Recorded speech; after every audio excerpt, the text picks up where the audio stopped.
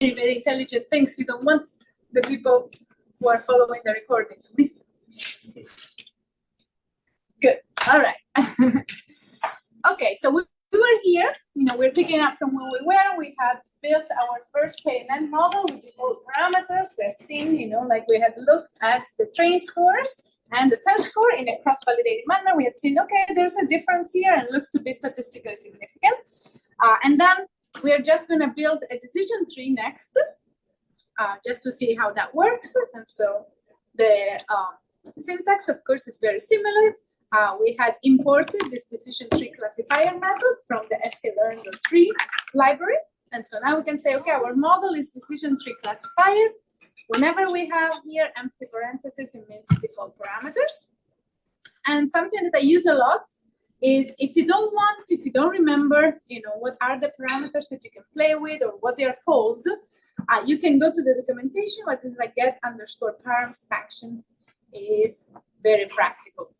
So here, for example, this tells you that we are not limiting the depth of the tree. It can be as complex as you want. And here I looked at, I explained on some of the parameters or hyperparameters that are most commonly varied in decision trees, what they mean.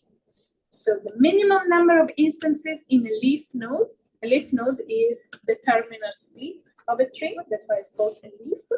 And so the standard value is 1, but you may decide that you don't want partitions that only contains one object. Right? You may decide that the partition needs to have at least 5 or 10, just to minimize the probability that they will go over, like in a rabbit hole, chasing an object that is like in a very strange position all by itself. The minimum number of instances required to split the node is similar. It's like, let's say that you have like 10 objects here. Is it okay to split in like, I don't know, 2 and 8, or do you want to say, okay, I only split if I have, a bigger partition than that. The maximum depth of the tree is something that can govern the overall complexity of your model. And so rather than keeping it none, you may decide, okay, I want to have a maximum of 10 layers, so 10 questions that I ask in a sequence. And that's it. And that's what that will mean. So for now, we're just going to act at default. And this tells you what are the default values that we're working with. And we use the same cross-validate function. Remember, the arguments are what model you're using, the features, the target, the cross-validation strategy, and whether or not you want to also save the training scores. In general, this is a good thing because we have seen that for our diagnostics, this is something that is happening. So I'm going to execute the cell again. It's pretty fast, in fact, maybe faster. Yes, so this is the training time.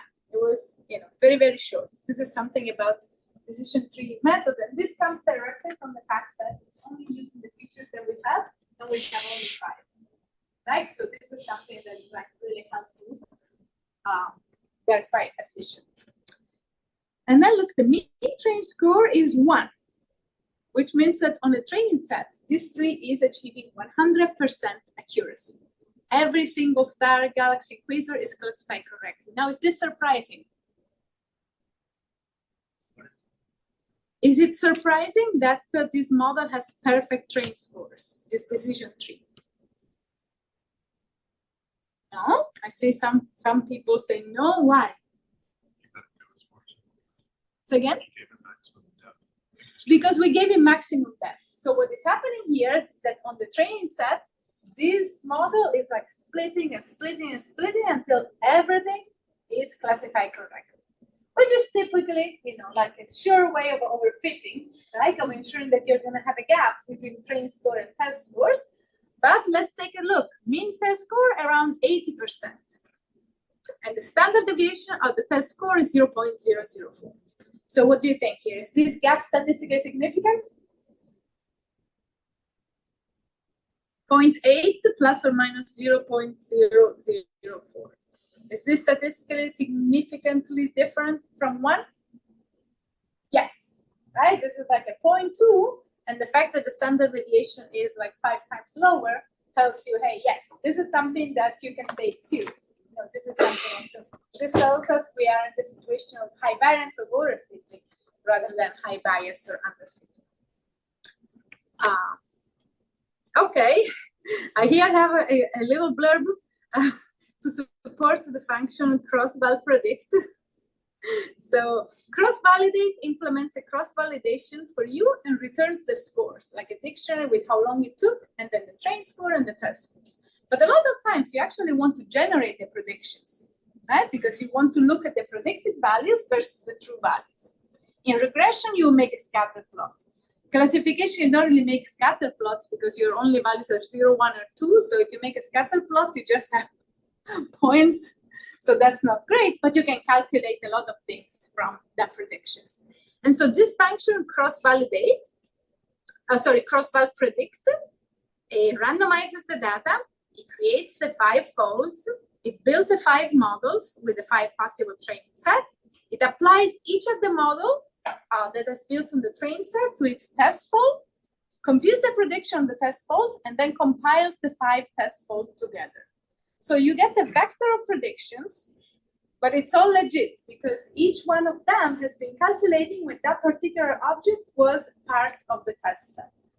So it is like a fair way of estimating, what the prediction would be, but in a cross-validating manner. You're not over-optimistic. And so in this case, the output of your cross-val predict function is a vector of the same size as your entire array. And now that we have it, we can calculate different metrics, right? Accuracy is one. So accuracy will just like count, out of how many values in the truth versus predictions, you have a match. But in classifications, I always look at the whole picture, which is something called the confusion matrix. It's something that I was hoping to have time to tell you about earlier, and I didn't. This confusion matrix, I don't want to write on the board because it wouldn't be visible for the people who are on Zoom. But it's basically a comparison of the number of correct prediction divided by class. So here on the y-axis, right, the columns are the predictions. These are predicted to be of class 0, which is galaxies. These are predicted to be of class 1, which is quasar, if I'm not mistaken. These are predicted to be stars of class 2. And these are the true values. So these are the ones that are actually galaxies, quasars, and stars. So this means that on this diagonal of the confusion matrix, you have all the correct answers. Right? And so you can calculate, if you were to calculate the accuracy, it would be the sum of these 3 terms, which are the one with the predictions and the truth match over the total number of objects. But the fact that you have also these other terms tells you how many mistakes you're making and also what type of mistakes you're making. For example, here, this is telling you that there are 545 objects that are predicted to be of class 1 quasars, but in fact, their true value was stars because they are in the row of index 2. Okay, so you have like truth here and predictions here. And so this is like, you can see the whole pictures from here. This tells you how many mistakes you're making, but also what kind of mistakes is more common. So here, for example, you have that what's the most common type of mistake?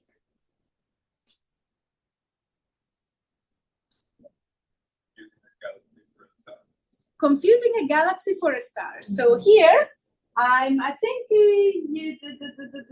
so these are stars predicted to be galaxies at A49 because this is like a prediction column. So this is predicted to be in class 0, right? Galaxy, but instead the true label was star.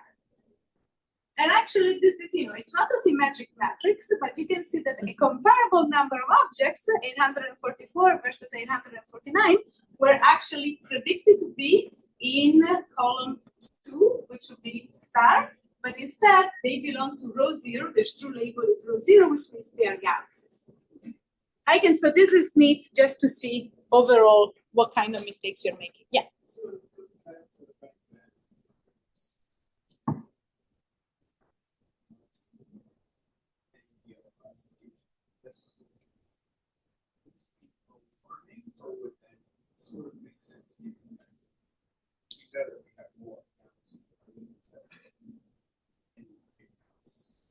I mean, I don't know. I guess, I think in general, I'm always reluctant to make blanket statements of it is alarming or no, because, I can imagine it depends on what your goals are, right? Sometimes some of these mistakes are more costly than others, right? For example, if you want to catch all the stars or all the galaxies or all the quasars, you'll be looking at one particular cell in this matrix and say, I really want this to be low, and I don't care so much if others are high.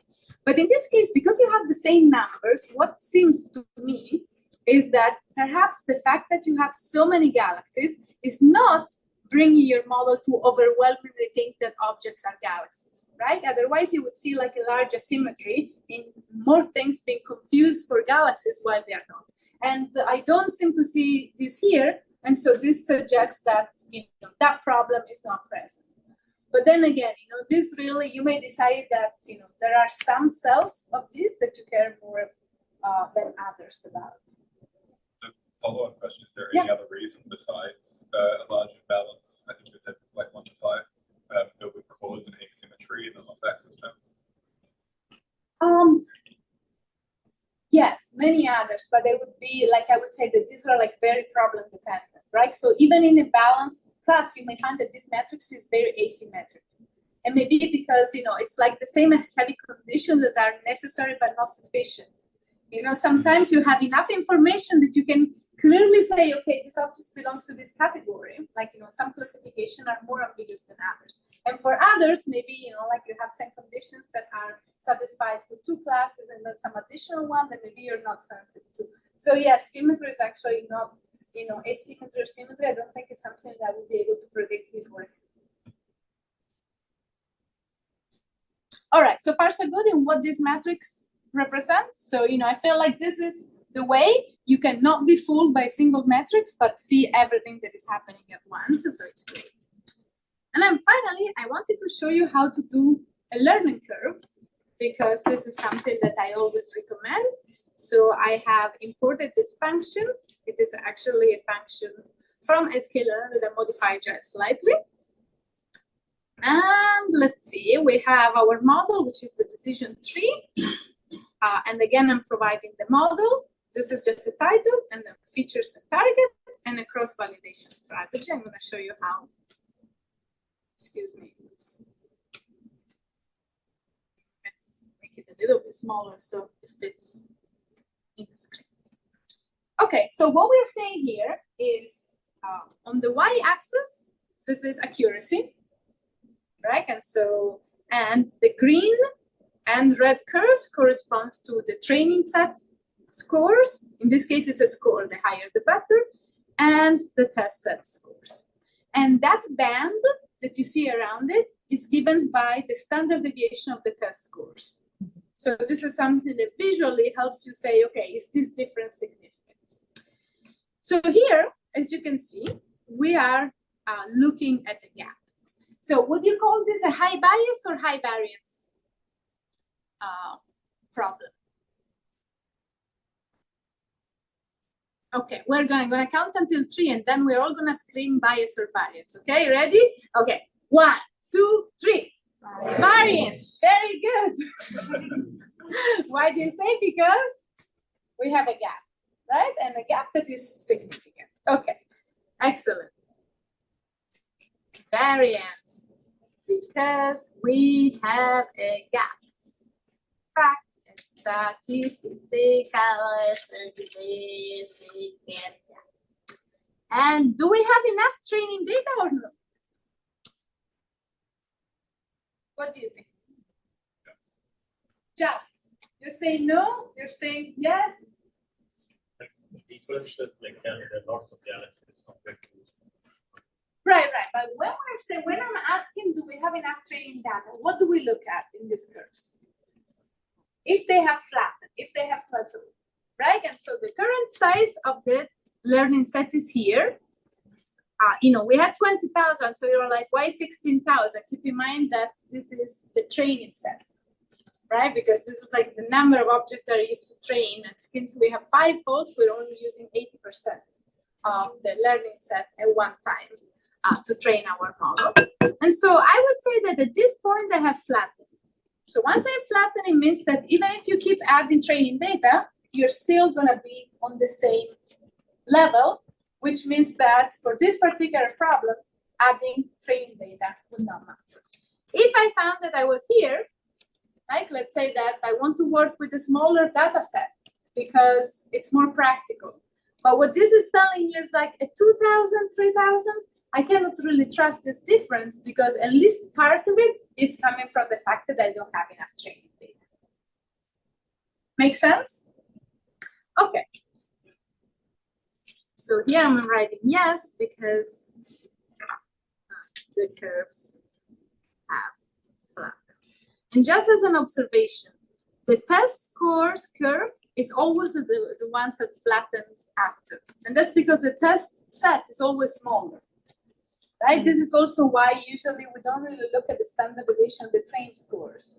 When you're looking at 80% of your data set at once, you're not going to have that much variation from fold to fold. When you look at just 20%, you may. And so in general, when we say flatten, it's really the test scores curve that we're looking for because this is a smaller data set. Okay, so now maybe I can leave you alone for a little bit. Maybe let's say, we started at 1:30, yes, so 2:30, yes, and so I want also to break a little bit. Let's say like maybe 20, 25 minutes, so we have a moment to regroup. And these are possible tasks, and you can consider any of them according to how expert you are, what's interesting. One is like, if you look separately at these models, do they suffer from high variance or high bias? Just thinking about it. And you could think about how you can implement a fix that makes sense, and then play around the hyperparameters for one of the two models. Please don't go beyond these ones, otherwise it's not fair. What did they put? Oh yeah, I wanted to get gadgets, but I couldn't find anything nice. So the highest score wins a drink of the choice at Monday's dinner, provided by me. And then finally, here is a question. What's something I should have done for KNN and didn't? This is not something we have talked about today. This is just a good practice that I actually didn't. So I don't know. I think you guys are used to this sort of like working together. I'll be here, of course, if you have any questions. So please start working with your partner. We'll be walking around to answer questions. Yes. So that they can perform. So let's just have a quick look at these tasks and see where we're at. So question number 1 was consider separately these two models with default parameters. Do they suffer from high variance or a high bias, and why? So how do we answer this question? What do we look at? Scores. Which scores? Train scores and test scores. Okay. And in this case, what have we found out? It's high variance. It's High variance. It's high variance for both of them. Yes, no, we have a no. Okay, all right. So tell me more. Did you find high variance for one of them? Decision trees. Okay, so in decision trees, I think we can go here. And we had the scores. The mean train score was 1. The mean test scores was 0.8. Right? And we expect only this amount of variation. The sort of like graphical equivalent to this is this rightmost point on this plot. So we can say that there is a big gap. Every time we have a statistically significant gap, we call this high variance or overfitting. Right? It means that the model is so affectionate to its training set that is, has memorized a bit too much and it does not generalize well. So for the decision tree, it looks like we are in agreement. Yes? Okay. Now KNN. What was happening with KNN? I saw that I see the train scores at 0.885 for the default parameters with 5 neighbors, and the mean test score at 0.85, sorry, with a standard deviation of 0.005. So what do you think? Is this a gap or is this not a gap? Why not a gap? It's in the difference 0.04, which is several times larger than the standard deviation, right? So I would still call this a gap, and so I would still call this high variance. But since I know that there was some disagreement, why? So you are comparing that gap with the test score standard deviation? Yes, the standard deviation of the test scores is sort of my gauge to say, because, okay, I'm gonna forgive you, but I need to write on the board for a second, right? So if there is this gap, but then there is a large variation in the test scores, so that, for example, this is the standard deviation, then I would say that this gap is not statistically significant. And so I may still interpret this as high bias. But if the standard deviation of the test score is small, like this, then I'm allowed to call this gap statistically significant. That's why I like to have it there, because this sort of acts as something that tells me, okay, should I take this difference seriously, or should I attribute it just to sample variance? And in this case, because the standard deviation is small, I would still call this gap statistically significant. Does it make sense? Okay. So in both of these cases, I would say there is high variance, although it's certainly more pronounced in the case of the decision tree, like 1 versus 0.8, than it was for the KNN. What else did we talk about? And so based on this, what do you think may have? A more complex model or a simpler model? In terms of hyperparameters, did it give you, any guidance on how to change things? So let's start with the decision tree, because that's actually a simpler case. The case of a decision tree that is overfitting, what are kind of steps that we could take from a parameter perspective to make it simpler?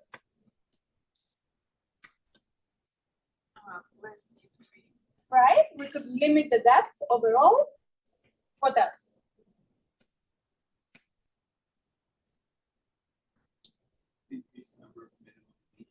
The increase the number of partitions, like of objects in a partition, like a final partition or leaf. So basically we are saying, like, let's not make partitions that are tiny. We want it to contain at least a certain number of objects. And these things tend to go in a similar direction. Right? So, probably, you could try a lot of parameters, but usually if you're sort of trying to go in one direction, one is a good example. Now on the KNN. So we're still having this high variance problem. And when we say high variance, do we want in general to make our model simpler or more complex?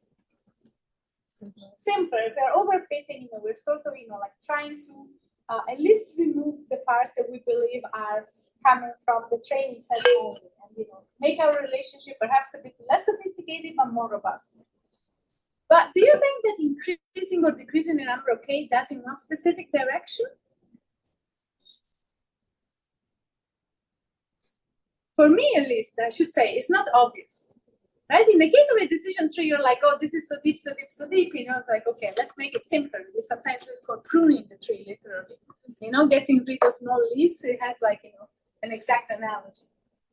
But in the case of KNN, we can have, we know that we have this high variance issue, but it's a lot less obvious, what the effect of changing the number of neighbors will be. And so in this case, I would say, we should still maybe experiment, but at least for me, it's less clear, which direction is supposed to bring an improvement. Okay, now let's see. Has any of you played around with hyperparameters and found some better test scores? Because remember, in the end, we are after the test scores. These diagnostics that we do is because we start with test scores that are not great, and we want to improve them. Right? And so we want to see, okay, are they here or are they here? But the objective is always to bring the test scores higher. So, any improvement that you want to report? Yes.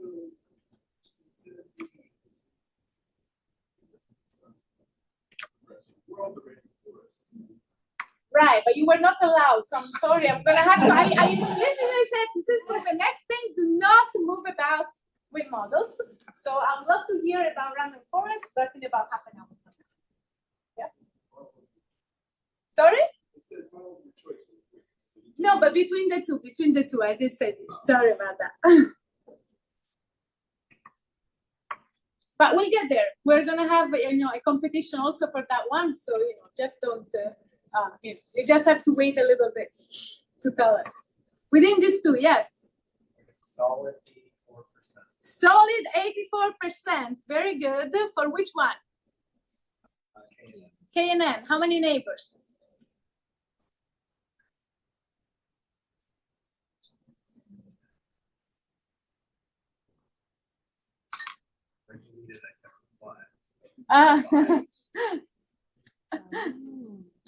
Anybody in the meantime? Anybody can beat 84%? 5 neighbors? But 5 neighbors is what we had already. Everybody has this. Oops. Yes. I have 15 neighbors and I got 86.8%. Nice. Okay. Also, there's a caveat there. So the learning curves were like that. So Yeah. I increased it to the entire input data set. Mm-hmm. For the part like 30% of the data set, I increased the data set. So Oh, okay. So this 87% is with more. the whole data set. Huh. Like The whole 100,000. Like all 80,000, yes. Okay. So very good. Huh? Yeah. Yes, it's true. I mean, it is very smart because they have noticed that, for KNN, unlike decision trees, the learning curves are still increasing. And this means that more objects will make it better. And so that I think that this is very smart from a real life perspective, but it's true that for the competition, yes, we are KNN or decision tree and same data set size. So if you want to see what you get for 15 neighbors, if not, I'm still at 84%. You guys had something, yes? 0.846, and I did that with 15 neighbors, but then I also increased the number of splits. This is for a decision tree? Oh, no, this is for Canon. Okay. But 846 is what we have already 5 neighbors. So yeah, sorry. Yes. 850 with 9 neighbors and distance weighted. Ooh, okay, okay. And, ooh. 851 with no. I have 12 neighbors. I'm using the chubby shove metric. Yeah. Wait, for distance and in splits is 11. I reran it. All right. 855.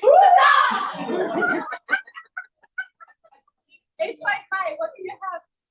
15 neighbors, and then okay, this is following up what someone else said this. Are we about to increase the number of splits? Yes. Splits, yes. Okay, yes, 20 splits. But do you notice? I'm not trying to get you actually. This is my plot. Is it interesting that when you do that, it increases your standard deviation? Like, so you Yes, get it does a higher. increase. Yeah, so it's always the same standard. Yeah. All right. But where are the splits? Because if I think splits, you're thinking decision tree, but you guys are talking about No, like the pink split. Oh, in the cross validation. Yeah. Oh. No. Oh. No, because with 20 splits, you're using 95% of your data set for training. And so, we go back to, you're not using the same amount of. I ran it one more time. 85.2. And 5 splits? Yeah. And what's your standard deviation? Set 0.007. Okay, well, I'm going to call it, in the interest of time, since we are breaking now. We're running. I'm like, I feel like this is the Inigo Montoya moment. This one is the other hand. I have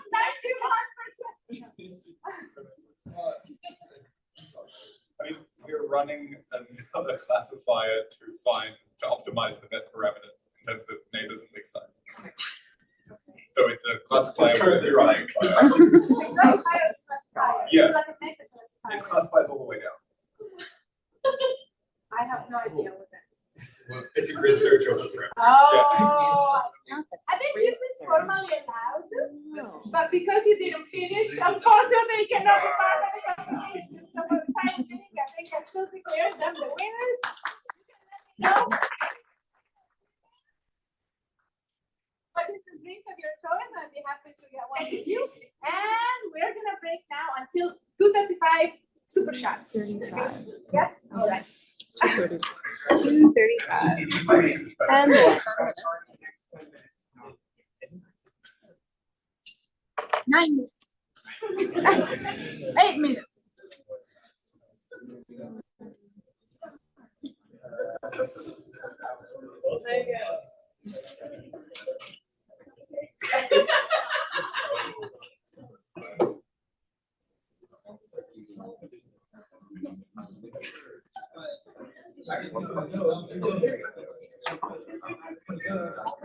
Oh, I forgot. Yes. Oh, I know.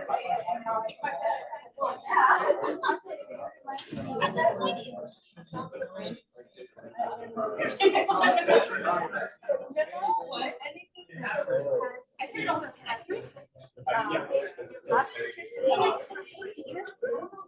It's one of the one has the other is small. It's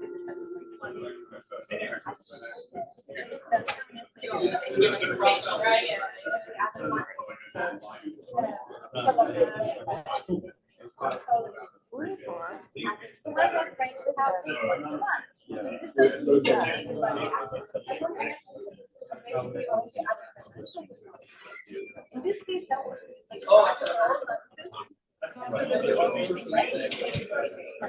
normally it's just Yeah, so.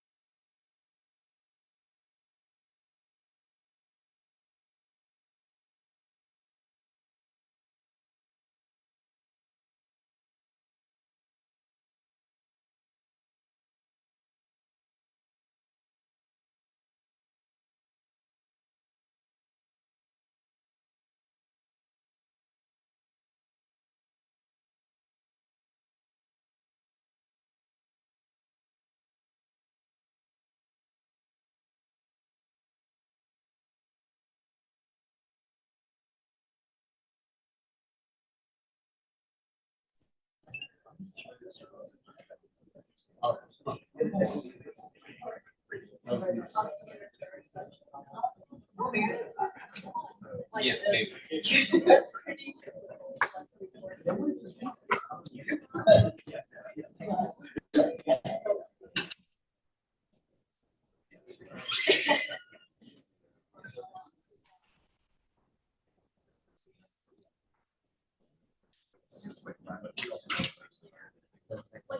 But now it's confusing people who are actually. So, I gotta try to experience this. Yeah, but then all the term.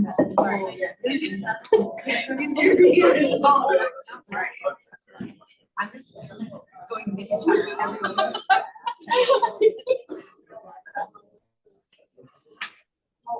just tell everybody that This is the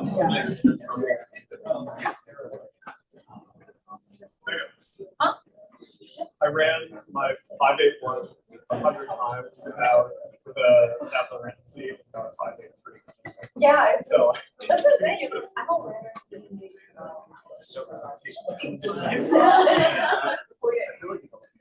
All right, I'm gonna do the regroup. Yes, we are gonna start talking about new models. Yes, are you ready? Woo!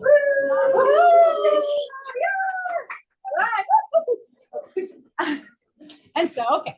So I want to tell you a bit about how you can make even more awesome models by taking the decision tree as the base learner and assembling a whole bunch of them together. And we're going to also get to his favorite model, which is also one of my favorite models, which is the rapid forest.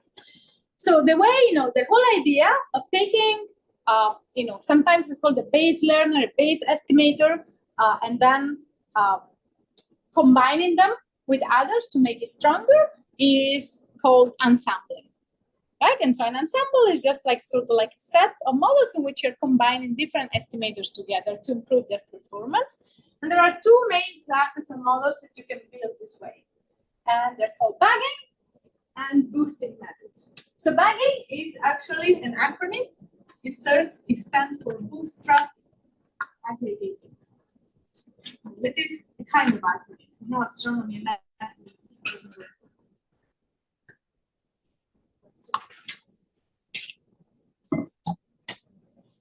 And well, boosting is just boosting. It just means to boost the performance.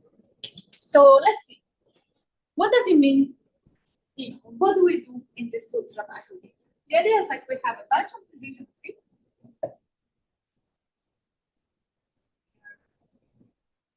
It would be different from each other. And so what we do is just like we let them make a prediction, and then we simply average the prediction.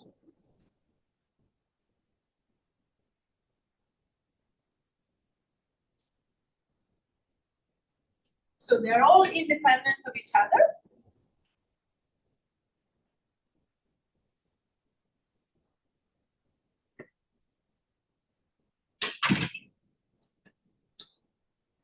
Right? I develop the trees fully.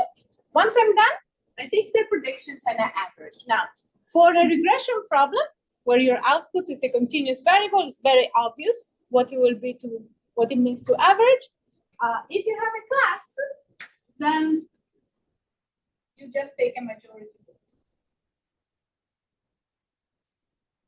Like I said, that you have built 10 decision tree to say galaxy or QSO or star, and then the output that comes from the ensemble will be the class that has been voted, that's been outputted more frequently. Now, why should this work? I wanted to sort of like build an intuition of why this is something that makes sense at all. Right? Let's say that I have some classifiers. Right? Let me make them binary just to be on the simple side. Like I said, that I have, so an example that we can actually follow 5 classifiers. And each of them has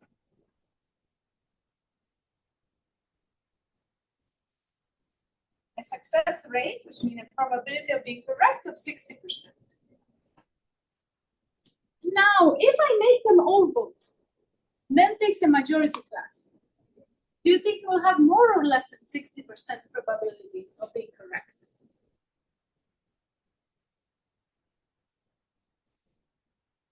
Not obvious, right? Is it obvious to you? All right, so let's see. Let's try and think about when will this majority vote classifier be right? It means that at least 3 out of the 5 needs to be correct, right? Okay. So it is the case in which 5 are correct. Can I write down a probability of how often 5 classifiers will be correct? All 5 of them. Each of them has a probability of 6% of being correct. What's the probability that all 5 will be correct? They're independent. So what should I do? Yeah, 0.6 to the power of 5, right? Because these are independent events. All of them needs to be true.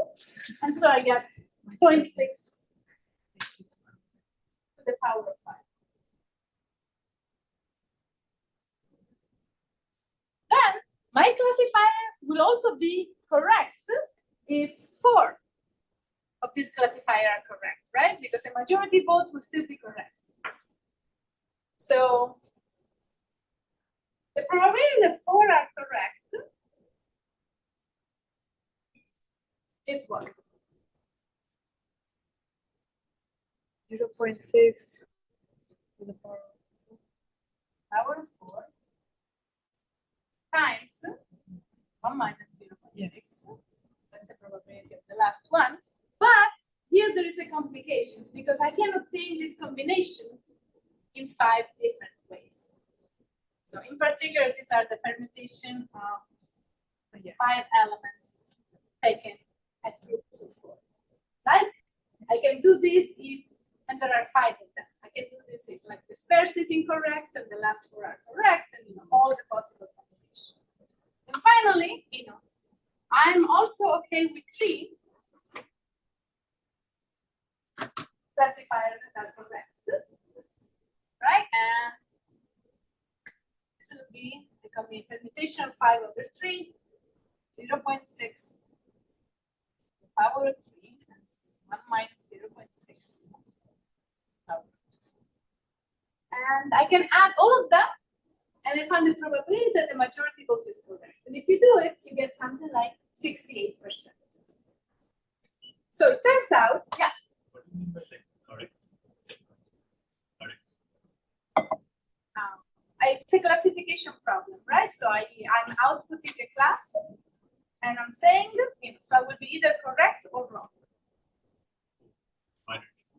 Yeah, it's just like a binary classifier in this case. And so I'm saying if each one of them separately has a 60% probability of being correct.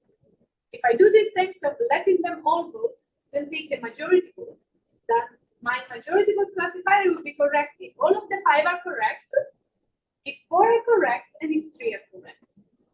And we return the incorrect answer if only 2, 1, or 0 are correct. So I can formalize this a little bit. And in fact, the probability for this classifier, the probability of K, should I write here? Maybe this is not practical for you guys. Okay, then I'm gonna continue writing here, even if this is not boosting. And then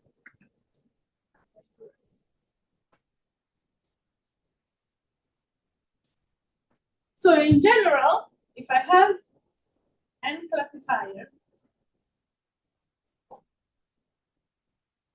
and I want the least K to be correct,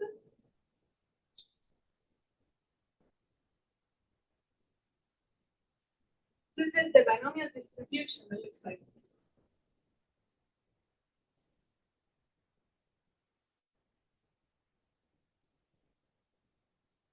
This is what we actually just wrote, but for a given success rate. And the probability that our majority vote classifier is correct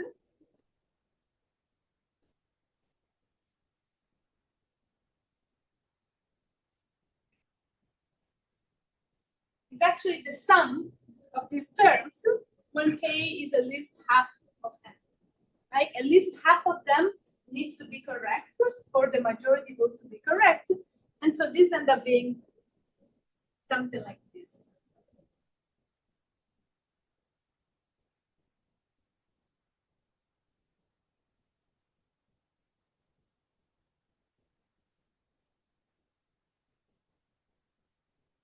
Now, I don't particularly want you to remember these formulas, but this is just to create the intuition that now we can graph this function. And you can see that, you know, for independent classifiers who all have the same success rate, as long as P is more than 0.5, this will be larger than the original. This will be larger than P. This means that, you know, it is convenient to stack together to take an average of your independent classifier, as long as each of them performs slightly better than. And so this is, I feel like, you know, like the neat results here, which is like, you know, the idea of ensembling and taking an average comes from here. From the fact that you can demonstrate that for independent classifier with all the same success rate, which of course is a simplification, right? You know, in many real life problems, this is not exactly what happens. But just to build the intuition, you know, why would it be a good idea to average together, you know, to take a majority vote or to take an average prediction of a bunch of independent classifiers? So this is really, I feel like, democracy at work. You know, like you can take a bunch of what we call weak learners, and by averaging many of them, you actually get a boost in the success rate of the majority. So now, hopefully this sort of like gives you an idea of why we could try to do this. Now, the other thing is, okay, I'm getting averages of decision trees. But if I build a decision tree, the way that we have discussed this, we have, you know, the output is deterministic. Right? The decision tree will look at the features that we have on the training set that we have. It will look for the best split, the one that gives you the highest decrease of impurity. And so how can I build a whole bunch of them? And so the other idea that we need to make this like bagging process work is a randomization process.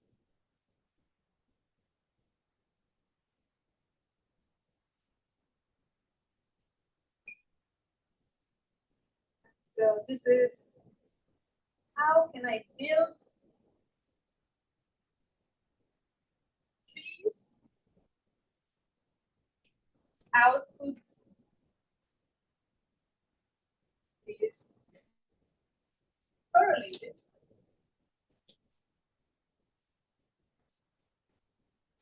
but at least okay.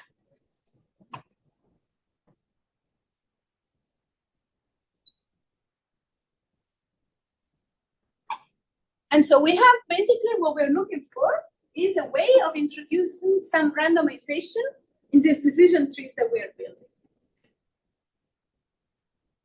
So let's see, how can we introduce some randomization? Any ideas?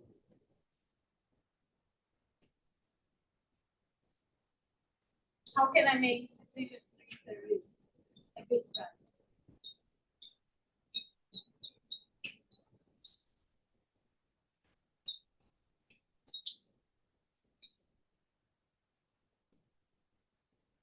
Control, yeah. Fit different? Different data subsets. You can fit a different data subsets. That's very good. In fact, this is more done in boosting, but for random forest, we do something that is quite similar, which is, and this is where like the bootstrap part. So we build different realization of our learning set by bootstrapping with resampling, which means like, you know, we take our original data set, let's say it has 100 objects, and we pick one object, we write down the object ID. And then we put it back in the basket. We pick another object, write down the object ID, continue and do the same thing. And so now, the new second set of 100 objects that we have picked from our basket, it may contain 3 copies of the same objects, for example. If we have picked it 3 times. Some of them may be absent. So it will be similar from a statistical perspective, but not identical. And each one of these is called like a bootstrap realization of your learning set. And so this is one possibility.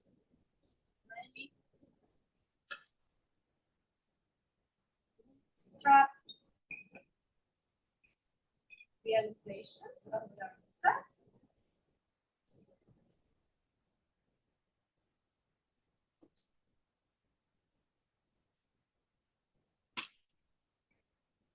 And in practice, this is actually not far from just getting, you know, slightly different random subset. This is like another very good way of doing the same. Yes? I've heard the word bootstrap a lot, and I tend to know what it means, but I don't know what it means. Okay, it means exactly this. It means creating, so the actual word bootstrap, right, means pulling yourself up from the straps of your boots. And so here, the idea of creating many data sets from one is where like the concept of, you know, just sort of like creating from nothing. But the idea is exactly this, is, you know, starting with your learning set and do multiple extraction of objects, but every time, this is the important thing. If you don't put your object ID back, you're gonna get exactly the same, you know, if they have the same size, you're gonna pick one, the other, only the order changes, which doesn't do anything. But the fact that every time that you pick one object and you set it aside, you know, you say you copy this row, then you put it back so that it can potentially be picked again, means at the end you end up with a different data set, which is only similar in terms of statistical properties, but not identical to the first one. And you can do this, you can do it many times. In fact, you will see it in a random forest, when you build 50 trees, you build 50 realizations. When you build 100, you build 100 realization. It's a good way to explore the natural variability of your data by generating a bunch of data sets that are sort of like similar, different realization of the same underlying statistical distribution. So you're just picking a subset of those same rows. It's not yet a subset. It's really like the same size. Okay. But because you're putting them back, it's not guaranteed they're going to be exactly the same. We did this exercise, I think, with a shot like at the school, just and now I don't have a lot of times. But you can imagine that, you know, if I have 2, 4, 6, 8, 12, 14, I have 16 people in this first row, right? And I can tell all of you, think about an integer between 0 and 15, right? Which means that they're all picking from the same data set, but potentially with repetitions, because, you know, we're not saying, okay, you know, like, they cannot pick what other people are doing. And then I ask them, okay, can we actually write down these numbers? And so you will have a sample of numbers between 0 and 15. Maybe 2 or 3 people have thought about 14 and nobody has thought at 7. And so this will be a bootstrap realization of the numbers between 0 and 15. If we keep doing a lot, you know, clearly, the larger the sample size, the smaller the statistical variations. But this is like another way you can think about bootstrapping. All right, so this is learning set is one. Yes. Question. In your top equation, where you have 1 minus k, Yeah. I believe that should be raised to n minus k. I think n minus I, no? Total number of. Sorry, that equation above that, you have both things raised to k. One Oh, should sorry. Yes. N minus K. Thank you.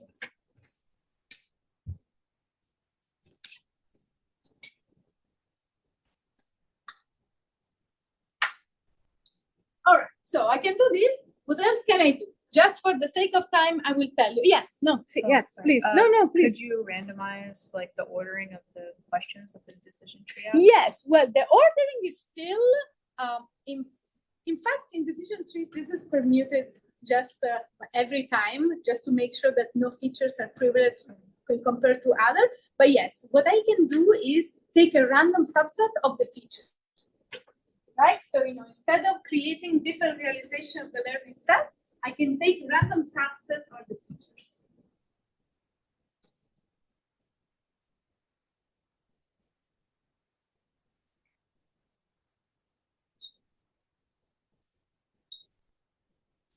Finally, the other one, which is a bit more extreme, and in fact, these two, if you do these two things, you have done the random, you have made the random forest.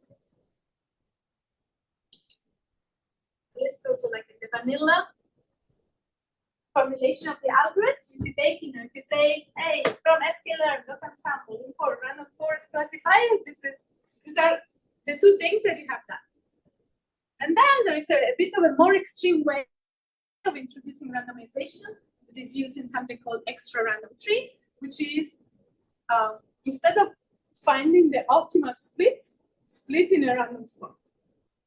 This is very random.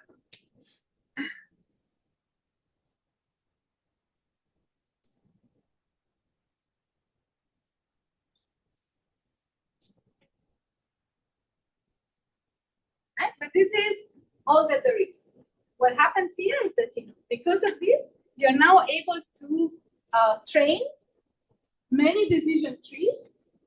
Each of them will be different because it's built on a slightly different learning set, and perhaps you're using a random subset of features. So their output, their predictions are correlated, but there is a stochastic element. And then, this is in general done to improve on high variance, where you want to increase robustness. And like the idea that ensembles are more powerful than single trees comes from this idea. So far, so good? So we will see. Yes? So just to clarify, so when we say split in random locations and make random subsets of features, we still want all of the subsets to have the same size. Here?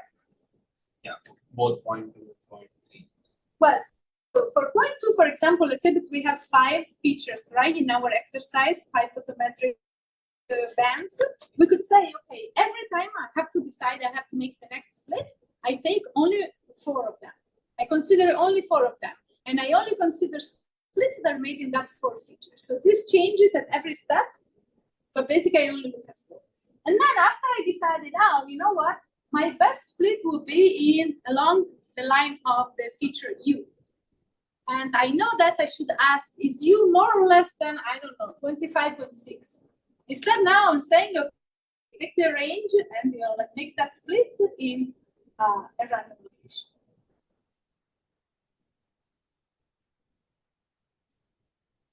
Any other questions? Okay, so this is what I do with, in general, for this like backing method, you develop fully independent models and then you average them together and you hope that your result will actually be more performant or more robust. And you can adjust now the parameters of the tree, but you also can adjust the parameters of the forest, which is how you do the randomization and also how many of them you put together. And then I just want to have maybe a few minutes about boosting. So I'm going to erase all of this. Just this.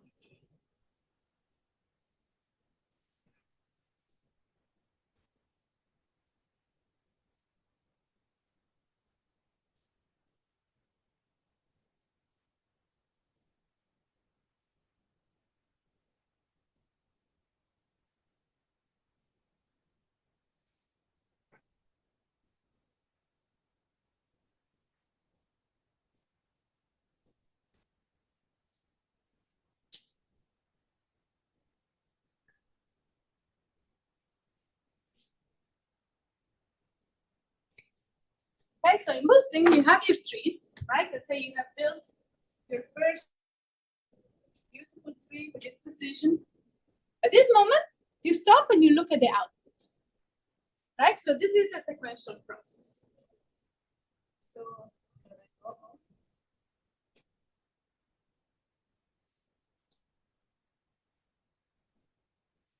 and then you ask yourself, okay, where am I doing well and where am I doing poorly?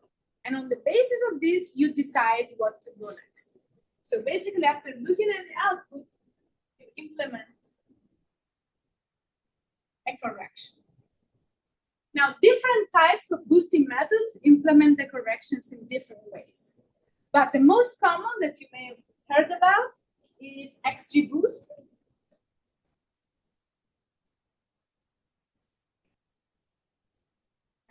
You may have heard of like gradient boosting machines, gradient boosted trees, HistGBM, light GBM, they all work in the same way. And the way that they implement these corrections is that they change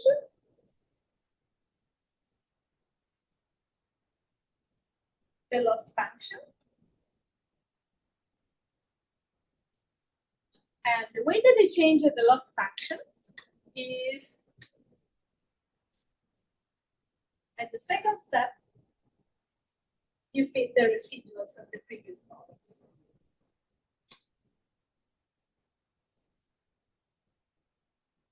And clarify with it.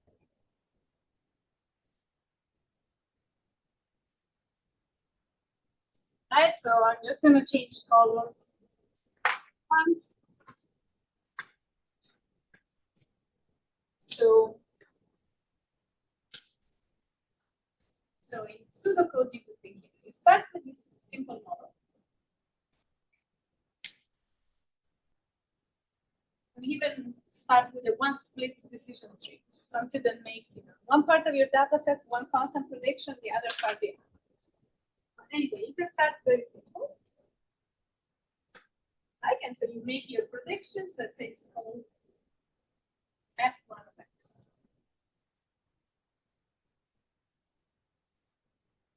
This is like this. For every set of input values X, so this is the prediction of your model. Then you calculate the residuals. The residuals is just the difference between the true values and the predicted values.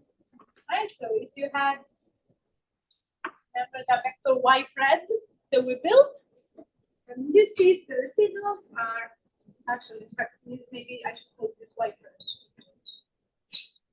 So we have the same notation both here and in the code. So residuals are the true value YT minus Y pred. Now, instead of trying and fitting, make a model that predicts YT again, your new model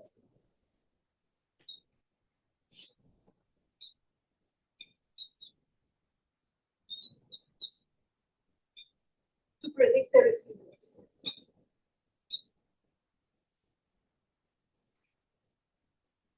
So basically what you're calculating is, like not trying to fit those values of Y again, but trying to calculate a correction. Like you see where you are, you take the difference between predicted and true values. So these residuals will be, like almost 0 when you're doing well, and then some larger value when you're not doing well. And then you make a model to calculate those residuals, and then you add them together.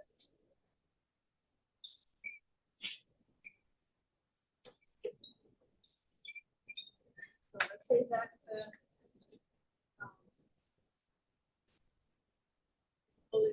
G of X, the prediction of this.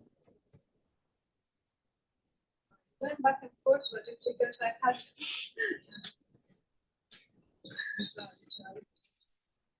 I need to keep this so I can change the index. Right, so now this one to the stage 2 model. Will be the stage 1 model plus the model of the residuals. And actually, I'm saying I add them together, but what I should say is that I add them together typically with some coefficient. It's called the learning rate or shrinkage.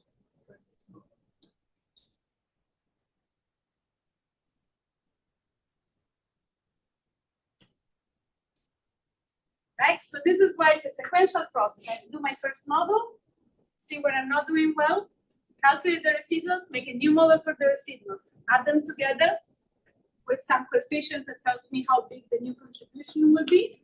Then I can make a third model that fits the residuals of this model, and then I will add this here with, again, with my learning rate coefficients, and I keep going forever. This is how I can get like a very simple base model and make it very complex.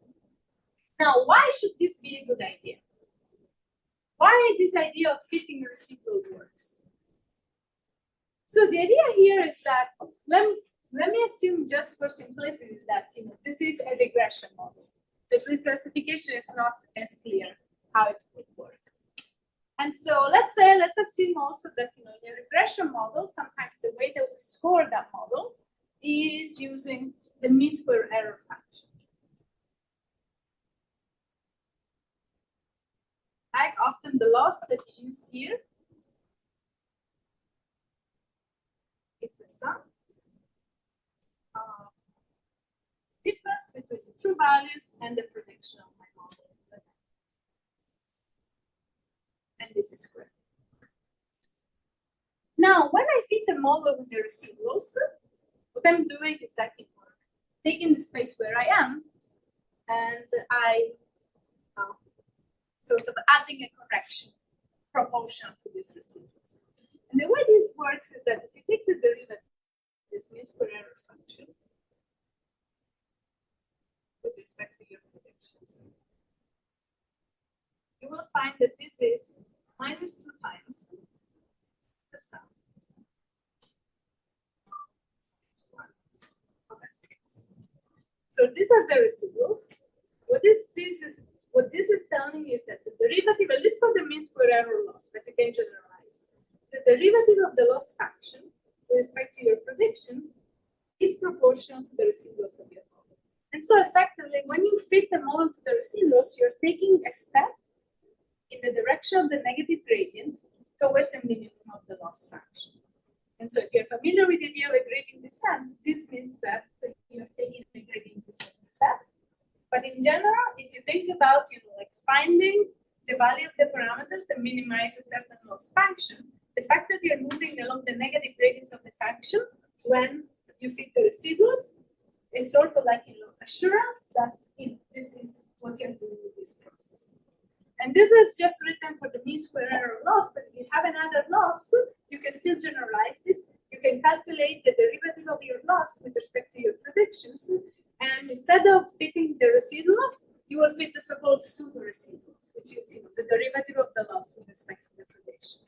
So this is like the spirit of this boosting method. At each step, you try to figure out what your residuals or pseudo-residuals are, and take a gradient descent step that is hopefully moving you towards the minimum of the loss function. And that's why this parameter, which is the contribution of each step, is called learning rate. This term comes from gradient descent. In boosting, you may also hear of this as shrinkage. But I like to think of learning rate because it sort of connects it to like how big of a step you're taking to move towards the minimum of the loss. Is there any range of alpha? I mean, in general, alpha is between 0 and 1. There is a trade-off between how many steps you take and how unstable your system is. So in general, having a small contribution means that it may take more stages, but you're also less likely to sort of like end up on the other side of the minimum of the loss. And so in general, this is another parameter. So you typically will want to do validation to find out what's good. In your last lecture, you showed the contribution matrix. Yes. So like that was the first step, like the first time iteration.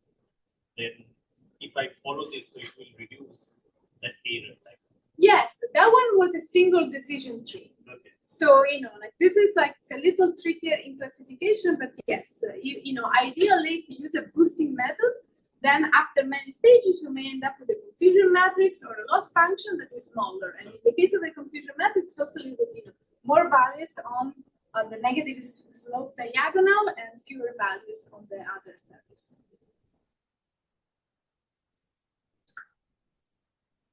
All right, folks, we don't have a ton of time, but I have posted on Slack a new notebook,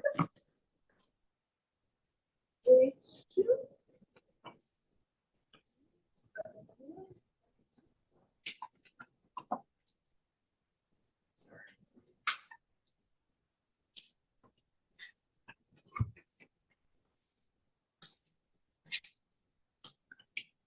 and so this is just showing you how to implement a random forest classifier and a boosting algorithm for the same data that we have. And I think they have mentioned how do we optimize hyperparameters? Well, this is one possible way we can do it with a grid search. So in this case, you're providing here a dictionary of the parameters you may want to try. This automatically tries them all for you and saves the result in a data frame. And if this is too taxing from a computational perspective, another possibility is to use a randomized search, which uses the same grid of parameters, but only runs it for a subset of the possible combination. This doesn't give you the best possible model, but usually gets you close enough.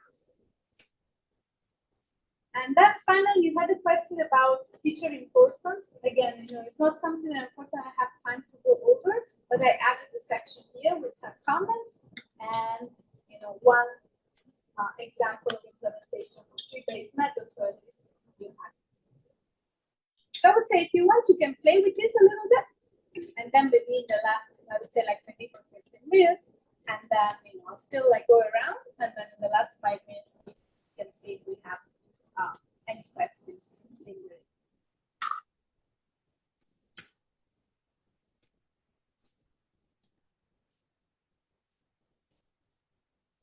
To make sure that we don't cut into the break time. So hopefully we'll be able to run at least a little bit of this. This is how we do a benchmark for the random forest. And they also, because we haven't limited the trees, we still find that we get, like a baseline score of 84.5%. The train score is still higher, so still high variance. I had set up here a little grid search, which I'm in fact rerunning. Silly of me, it shouldn't take too long.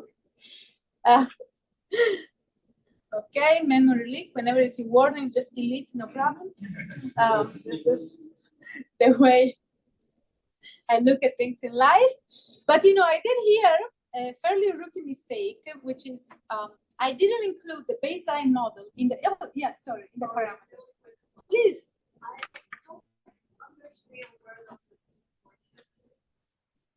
Oh yes, very good. So let's look at this parameter grid. This is just like a grid search, right? So it's going to try all the combinations. So I'm looking at 4 different parameters. And for this parameter, mean impurity decrease, I have 3 values. For the maximum number of features, I have 3 values. So that 3 times 3 is 9.